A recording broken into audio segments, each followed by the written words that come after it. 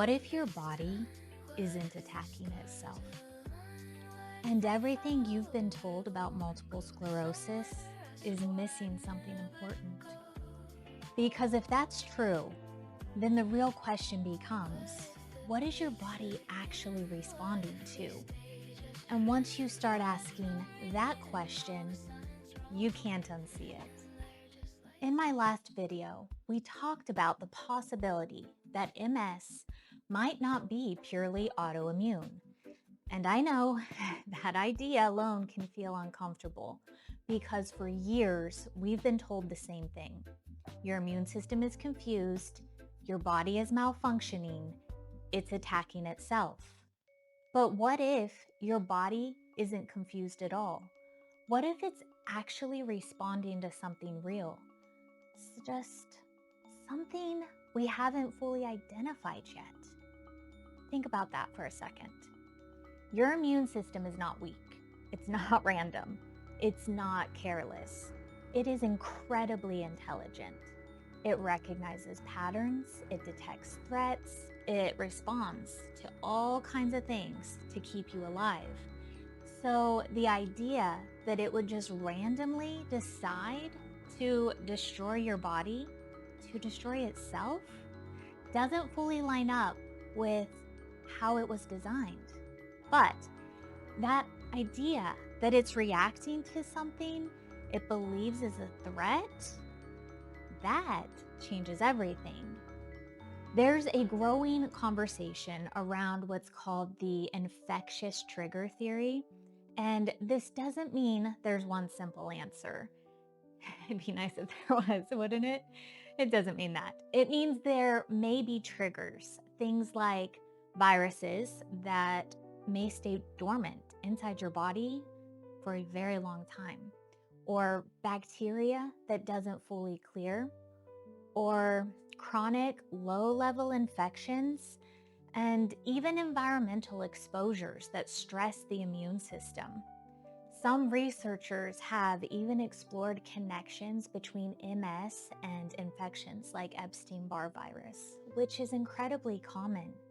In fact, most people have been exposed to it at some point in their lives. But here's where it gets interesting. Not everyone develops MS. So the question becomes, why do some bodies react differently than others? It makes me think of this story. Well, not story, it was something that I did when I was young. I was only 17, and over the years, because this has now been over 20 years ago, my mom and I have discussed some of the things that possibly could have exposed me to something. And there was this time I thought it'd be super fun to go to a creek near our house. It was on the edge of our neighborhood. It's called Misty Woods. And there was a creek that wrapped all the way around the neighborhood. And I don't really know what fed into it or where it went. So that should have been maybe a concern, but I was 17 and I thought it looked fun because it had rained and it was full of mud. And so I took, at the time, my boyfriend and my little brother and my nephew, and we went mudding.